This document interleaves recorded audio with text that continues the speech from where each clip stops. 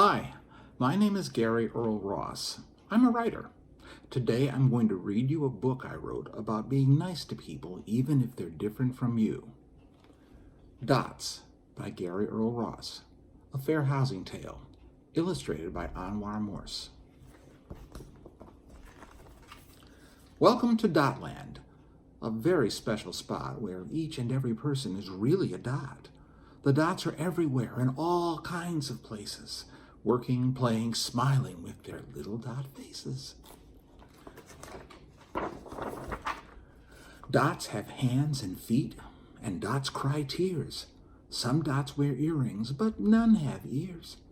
Some dots have hair and others have none. Some dots like shade, and some like sun. Dots live in towns that are called dot lots, and sleep in round houses on little dot cots.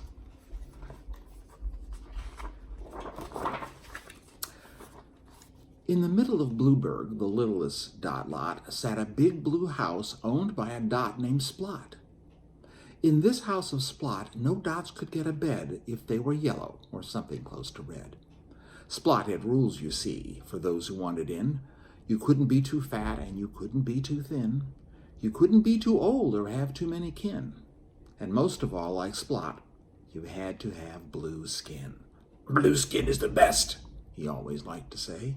"If you don't have it, you might as well go away." Likewise, in Redville, a dot named Polk owned a dozen buildings full of dot folk.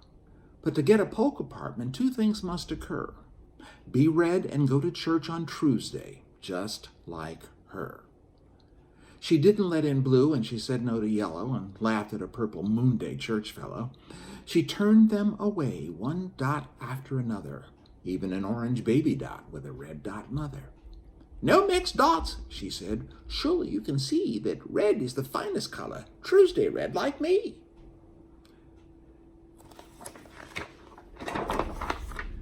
Meanwhile, in Yellowton, a dot named Clock was giving Yellowtonians a different kind of shock. He sold and rented houses to yellows, blues, and reds, and he counted his money as he counted their heads. He rented to large and small and everyone in between. He gladly welcomed them all, orange or purple or green. But he wouldn't even think about home or rental bids that came from dot couples with 2 or more kids. "They cry and make noise and such. Having kids in these houses," he said, "is just too much."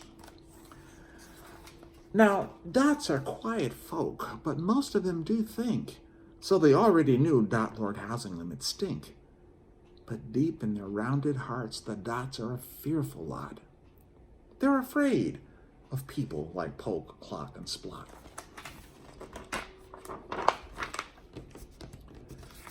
Yet in every dot community, yellow, green, or blue, there's always one child who'll bravely say what's true. It started with a blue dotling, a lad called Dickory Dot, who said to a dot vision camera, "So who needs Splot?" Some dots began to talk, and soon they began to shout, "Splot is just mean when he keeps a good dot out."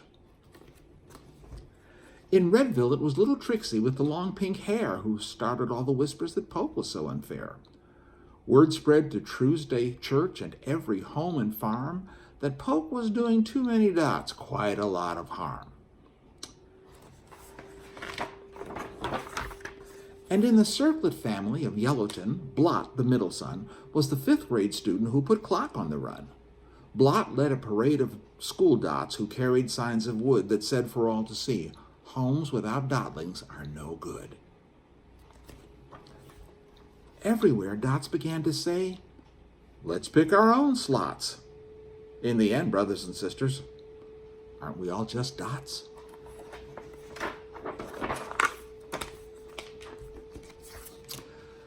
The 3 greedy dot lords, Splot, Polk, and Clock, sold every house they owned and cashed in every stock.